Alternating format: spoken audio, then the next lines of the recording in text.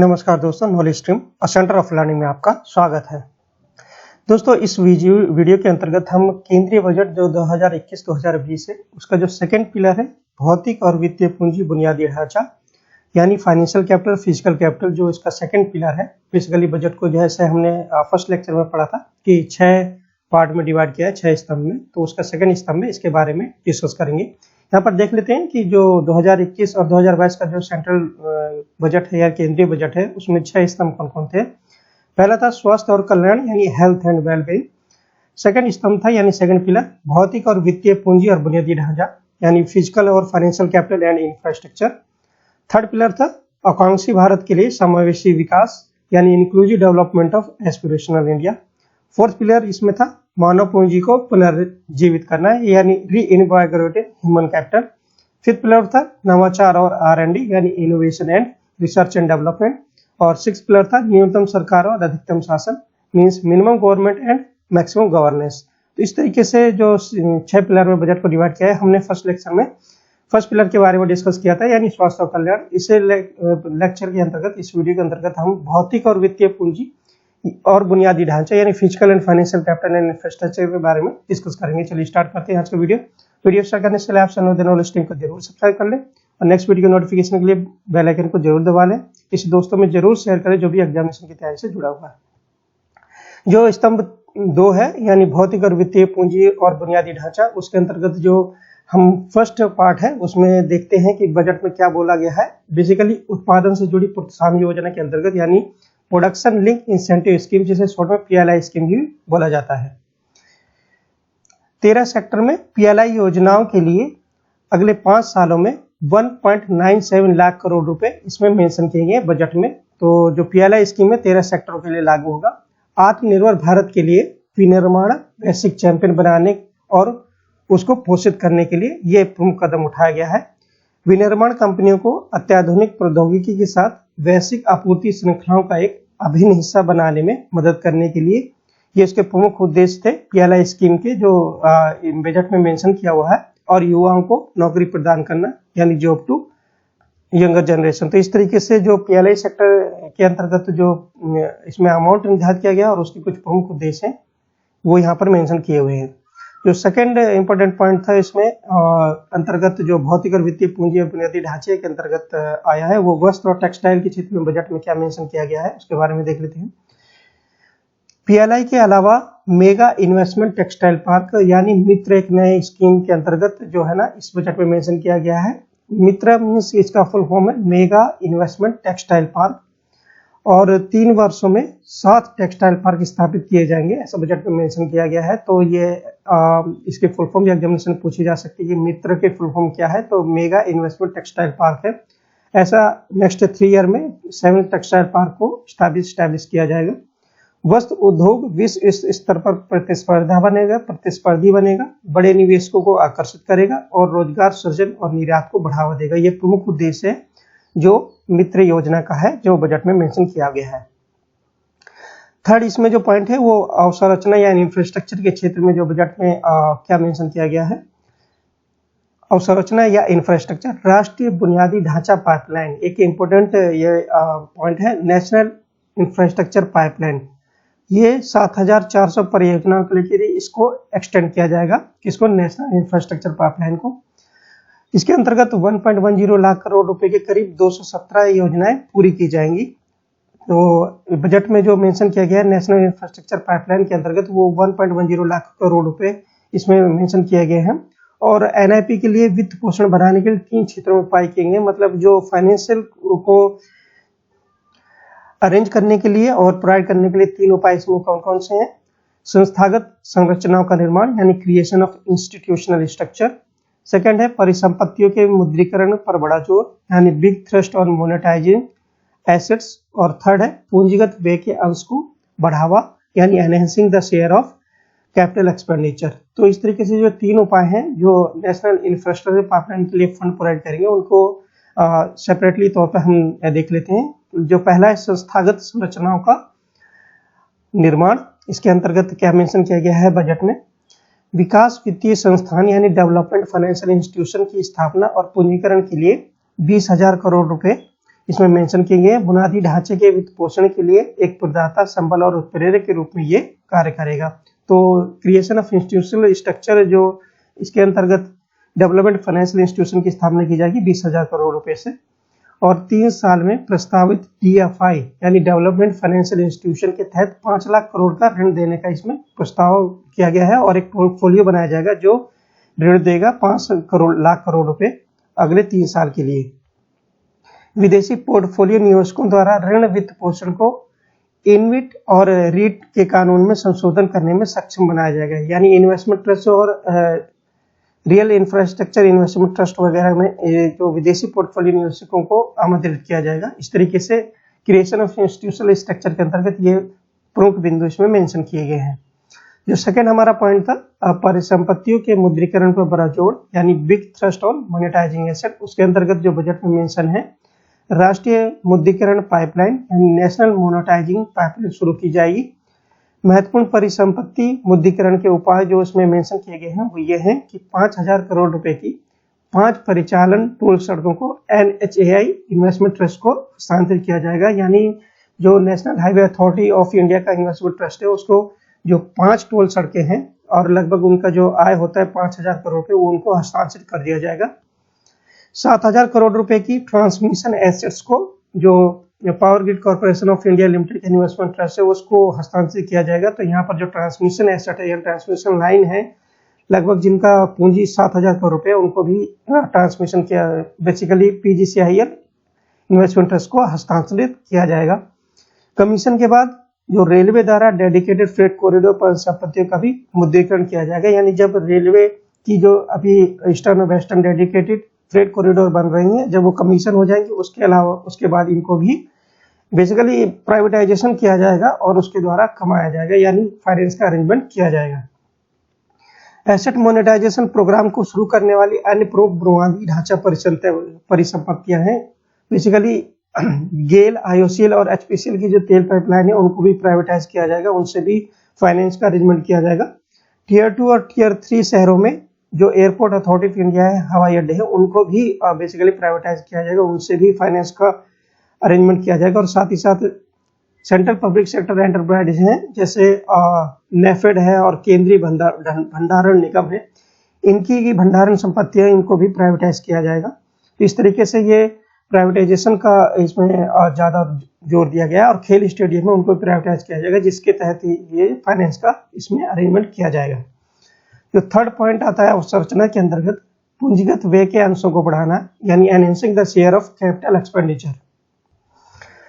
इसके अंतर्गत जो बजट एस्टिमेट 2021-2022 में 5.5 लाख करोड़ रुपए के पूंजीगत व्यय का इसमें व्यवस्था की गई है, जो 2020-21 में बजट एस्टिमेट था 4.12 लाख करोड़ का, उससे 34.5% की इसमें वृद्धि गई है कैपिटल एक्सपेंडिचर में। राज्यों और स्वायत्त निकायों जो भी उनको पूंजीगत व्यय बनाने के लिए 2 लाख करोड़ रुपए इसमें मेंशन किया गया है। तो इस तरीके से जो शेयर कैपिटल है राज्यों के लिए और जो ऑटोनोमस बॉडी है, स्वायत्त निकाय है, उनके लिए 2 लाख करोड़ रुपए इसमें मेंशन किए गए हैं। फोर्थ पॉइंट आता है सड़कों और राजमार्गों के बुनियादी ढांचे, यानी रोड एंड हाईवे इंफ्रास्ट्रक्चर में बजट क्या बोला गया है। जो रोड्स एंड हाईवे इंफ्रास्ट्रक्चर के लिए जो 4 पॉइंट है, इसके अंतर्गत 1.18 लाख करोड़ रुपए के अब तक का सबसे अधिक इसमें परिव्यय का टारगेट रखा गया है रोड्स और हाईवे के लिए, और उसमें से जो 1.08 लाख करोड़ केवल कैपिटल एक्सपेंडिचर है, मतलब जो इंफ्रास्ट्रक्चर डेवलप होगा उसके लिए है।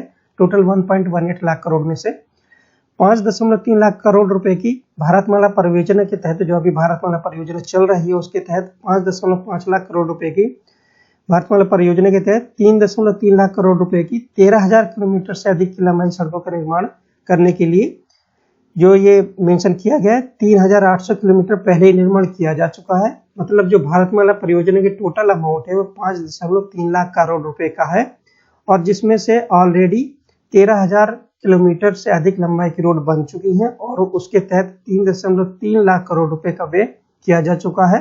और जो 13,000 किलोमीटर की अधिक लंबाई की सड़कें बन चुकी है उसमें से 3,000 किलोमीटर के पहले का निर्माण किया जा चुका है, और मार्च 2022 तक अब तक के लिए 8,500 किलोमीटर का और ठेका दिया जाएगा। इस तरीके से टोटल 13,500 किलोमीटर की लंबाई का सड़क का प्रावधान इसमें मेंशन किया गया है भारतमाला परियोजना के तहत। मार्च 2022 तक अतिरिक्त 11,000 किलोमीटर का राष्ट्रीय राजमार्ग गलियारों का काम पूरा हो जाएगा, ये इसमें टारगेट रखा गया है।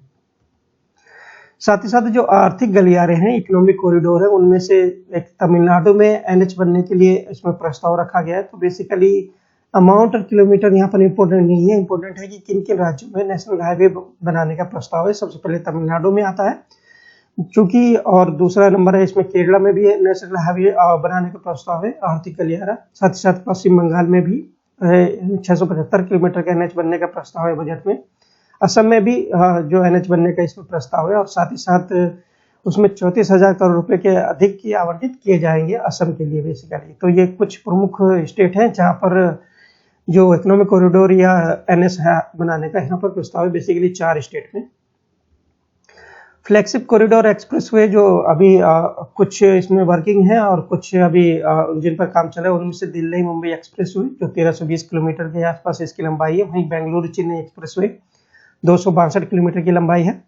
कानपुर लखनऊ एक्सप्रेसवे 75 किलोमीटर की है। दिल्ली देहरादून आर्थिक गलियारा इकोनॉमिक कॉरिडोर जो कि 180 किलोमीटर का है। रायपुर विशाखापट्टनम जो कि छत्तीसगढ़, उड़ीसा और उत्तरी आंध्र प्रदेश से गुजरने वाले लगभग 464 किलोमीटर का ये एक्सप्रेसवे है। और चेन्नई सलेम कॉरिडोर जो कि 277 किलोमीटर का है। और साथ साथ अमृतसर जामनगर जो कि 1316 किलोमीटर का है। और दिल्ली कटरा 670 किलोमीटर का है। तो इस तरीके से जो फ्लैगशिप कॉरिडोर है ये बजट में मेंशन किए गए हैं। एग्जामिनेशन पॉइंट ऑफ व्यू में पूछा जा सकता है कि कौन सा कॉरिडोर मेंशन है, कौन सा कॉरिडोर बन रहा है और कितने किलोमीटर का है। नेक्स्ट जो इंपॉर्टेंट आता है, रेलवे इंफ्रास्ट्रक्चर के अंतर्गत बजट में क्या मेंशन किया गया है। रेलवे अवसंरचना में रेलवे के बेसिकली जो इंफ्रास्ट्रक्चर के अंतर्गत जो बजट में मेंशन है, रेलवे के लिए 1.10 लाख करोड़ रुपए, जिनमें से 1.07 लाख करोड़ रुपए पूंजीगत व्यय के लिए मतलब कैपिटल एक्सपेंडिचर किया जाएगा 1.07 लाख करोड़ रुपए का।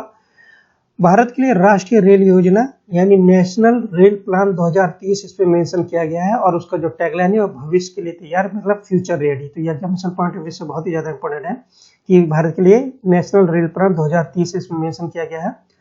और दिसंबर 2023 तक जो ब्रॉड गेज मार्गों का 100% विद्युतीकरण पूरा कर लिया जाएगा। मतलब 2023 तक जो ब्रॉड गेज है हमारा इलेक्ट्रिफिकेशन अभी तक पूरा नहीं है, तो टारगेट रखा गया है 2023 तक उनको 100% पूरा करने का।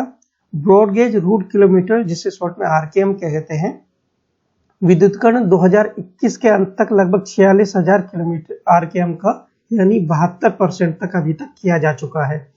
तो अभी तक जो इलेक्ट्रिफिकेशन किया जा चुका है वो लगभग 72% है। और 2021 के अंत तक लगभग 46,000 किलोमीटर कर लिया जाएगा, मतलब 72% पहुंच जाएगा। और 2023 तक 100% इसको कर लिया जाएगा।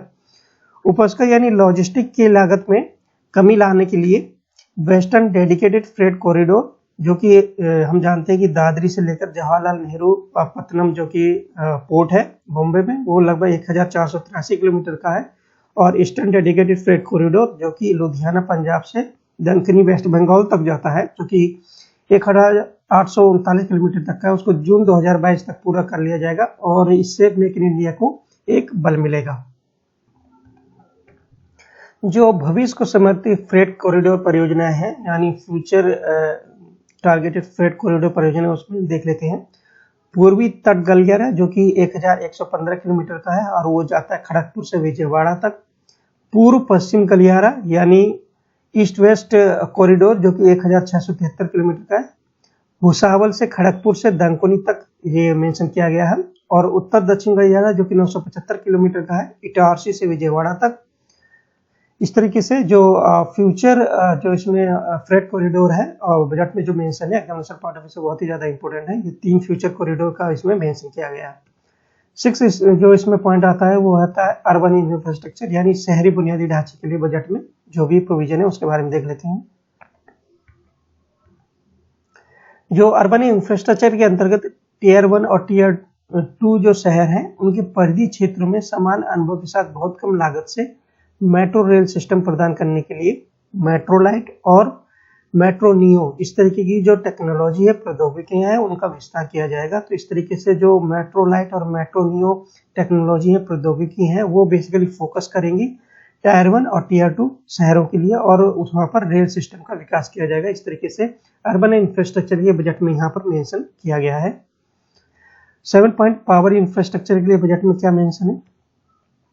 जो स्थापित क्षमता के 139 गीगावाट और 1.41 लाख सर्किट किलोमीटर की ट्रांसमिशन लाइन को जोड़ा गया है, और पिछले 6 वर्षों में अतिरिक्त 28 करोड़ घरों में विद्युतीकरण किया गया है। यानी जो अभी तक पिछले 6 वर्षों में 28 करोड़ जो घर हैं, हाउस होल्ड है, उनको इलेक्ट्रिफिकेशन किया गया, और 139 गीगावाट जो स्थापित क्षमता है उसको जोड़ा गया है, और ट्रांसमिशन लाइन को उसमें 1.41 लाख सर्किट किलोमीटर को जोड़ा गया है। एक व्यापक राष्ट्रीय हाइड्रोजन ऊर्जा मिशन इसमें मेंशन किया गया है, यानी नेशनल हाइड्रोजन एनर्जी मिशन 2021-22 शुरू किया जाएगा। यह एग्जामिनेशन पॉइंट ऑफ व्यू से बहुत ही ज्यादा इंपॉर्टेंट है। जो 8 पॉइंट है, यानी पेट्रोलियम और प्राकृतिक गैस, यानी पेट्रोलियम नेचुरल गैस के फील्ड में जो बजट में मेंशन है। उज्ज्वला योजना यानी उज्ज्वला स्कीम जो 1 मई 2016 को स्टार्ट की गई थी, उसके तहत 1 करोड़ और एक्स्ट्रा लाभार्थियों को इसमें शामिल किया जाएगा, इंक्लूड किया जाएगा उज्ज्वला योजना के तहत। पिछले 3 वर्षों में 100 और जिलों को सिटी गैस वितरण नेटवर्क से जोड़ा जाएगा, यानी सिटी गैस पाइपलाइन से टारगेट रखा गया है। अगले 3 वर्षों में 100 और जिलों को इसमें इंक्लूड किया जाएगा। जम्मू और कश्मीर में एक नई गैस पाइपलाइन परियोजना का इसमें मेंशन किया गया है, और सभी प्राकृतिक गैस पाइपलाइनों में सामान्य वाहक क्षमता की बुकिंग की सुविधा और समन्वय के लिए एक स्वतंत्र गैस परिवहन प्रणाली ऑपरेटर यानी गैस ट्रांसपोर्ट सिस्टम ऑपरेटर की स्थापना की जाएगी, और इसमें जो गैर भेदभावपूर्ण खुली पहुंच के आधार पर इसकी स्थापना की जाएगी। बेसिकली इसका मेन पर्पस होगा गैस ट्रांसपोर्ट सिस्टम ऑपरेटर का, कि जो हमारी गैस पाइपलाइन है उनका जो full utilization, full efficient utilization किया जाए, और सभी जगह पर समान रूप से जो ट्रांसपोर्ट है पेट्रोल नेचुरल गैस का, वो वहां पर तक उसकी रीच हो सके। तो यहाँ पर गैस ट्रांसपोर्ट सिस्टम ऑपरेटर का मेंशन किया गया है। जो नया पॉइंट आता है वो आता है वित्तीय पूंजी यानी फाइनेंशियल कैपिटल के क्षेत्र में बजट में जो मेंशन किया गया है। वित्तीय पूंजी के अंतर्गत एकल प्रतिभूति बाजार कोड यानी सिक्योरिटी मार्केट कोड विकसित किया जाएगा, जो फाइनेंशियल कैपिटल के अंतर्गत इसको स्थापित किया जाएगा। विनियमित गोल्ड एक्सचेंजों की एक प्रणाली यानी रेगुलेटेड गोल्ड एक्सचेंज स्थापित करना इसका प्रमुख बेसिकली इस बजट में मेंशन किया गया है, और ये सेबी को नियामक के रूप में यानी रेगुलेटर के रूप में इसमें मेंशन किया जाएगा, और साथ ही साथ warehousing development and regulatory authority को मजबूत किया जाएगा। तो जो सिक्योरिटी मार्केट कोड है उसको विकसित किया जाएगा, और साथ ही साथ रेगुलेटेड गोल्ड एक्सचेंज को भी यहाँ पर मेंशन किया है, और उसका जो रेगुलेटर होगा सेबी होगा। सभी वित्तीय निवेशकों के अधिकार के रूप में निवेशक चार्टर यानी इन्वेस्टर चार्टर विकसित करने का इसमें प्रावधान है। तो कुछ इंपोर्टेंट पॉइंट है इसमें, जैसे कि एकल प्रतिभूति बाजार कोड और निवेशक चार्टर और रेगुलेटेड गोल्ड एक्सचेंज। तो इस तरीके से ये अंतर्गत आता है फाइनेंशियल कैपिटल के।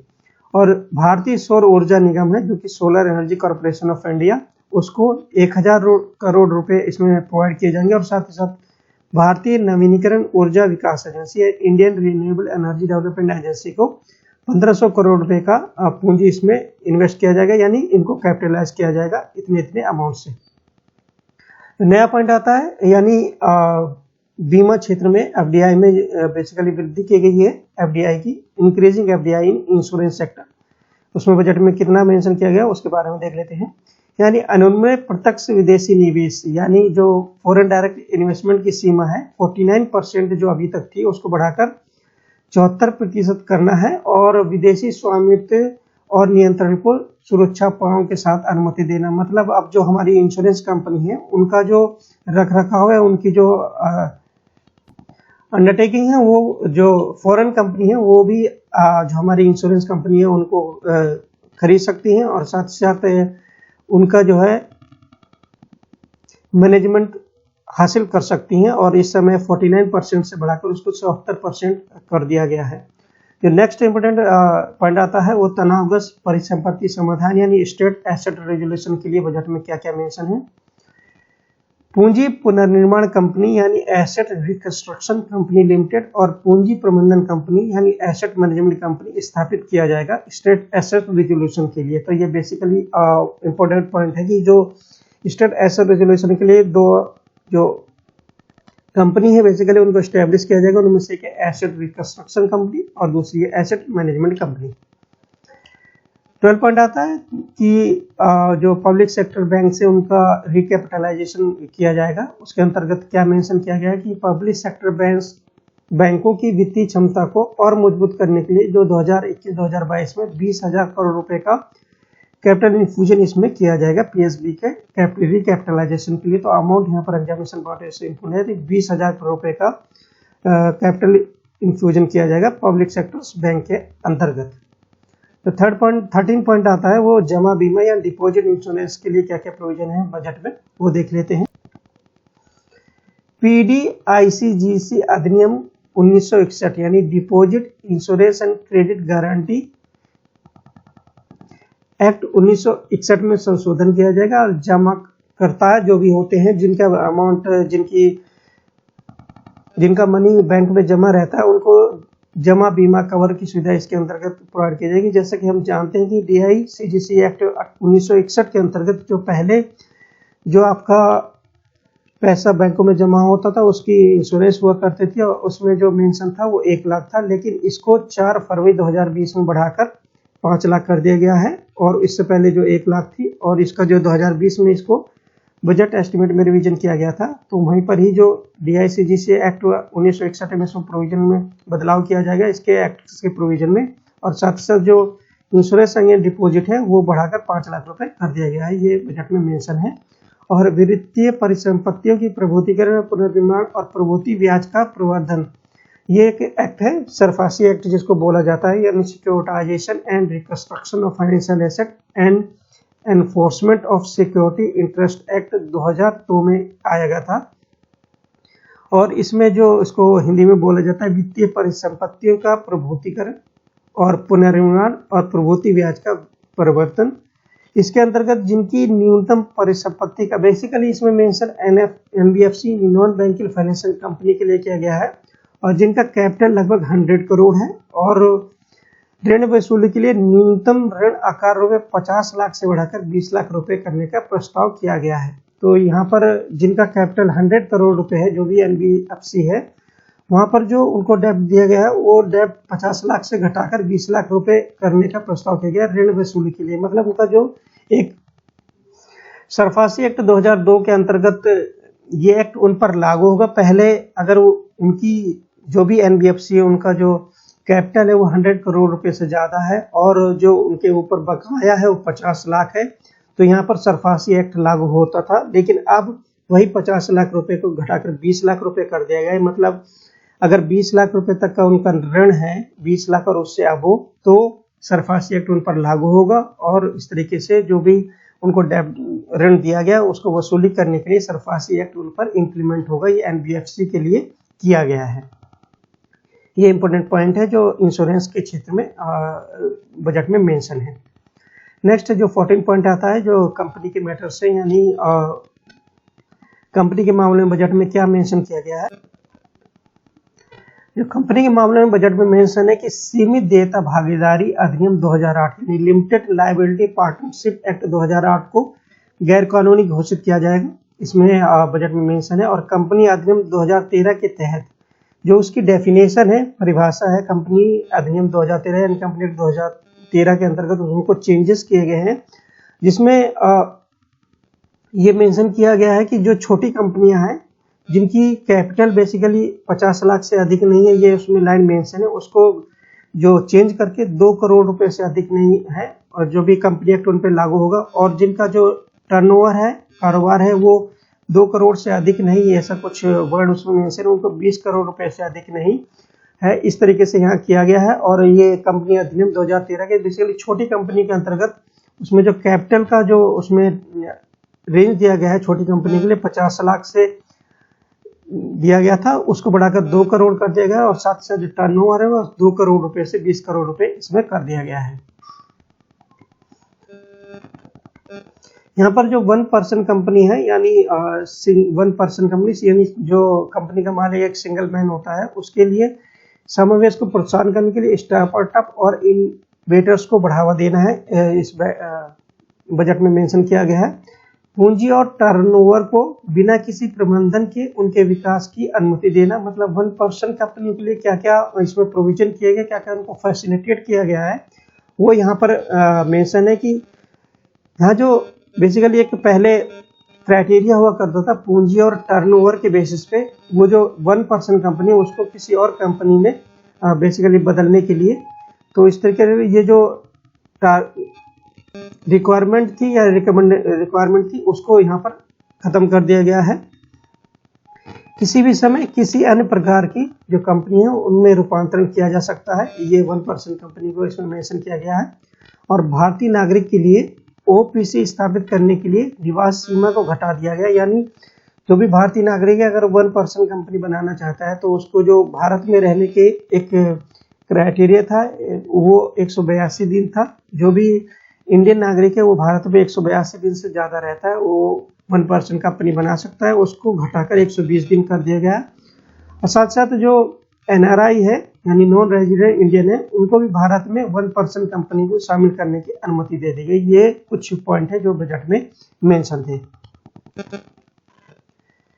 मामलों का तेजी से समाधान सुनिश्चित करने के लिए कुछ उपाय इस बजट में किए गए, जैसे एनसीएलटी यानी नेशनल कंपनी लॉ ट्राइब्यूनल की इसको ढांचा है, जो स्ट्रक्चर है उसको मजबूत किया जाएगा। और ई कोड प्रणाली यानी ई कोड का कार्यान्वयन भी इसमें किया जाएगा। बेसिकली जो कंपनी से रिलेटेड फ्रॉड और कुछ मामलों में सुनवाई के लिए नेशनल कंपनी और ट्राइब्यूनल को स्ट्रक्चर है उसको मजबूत किया जाएगा और ई कोड प्रणाली भी लागू की जाएगी।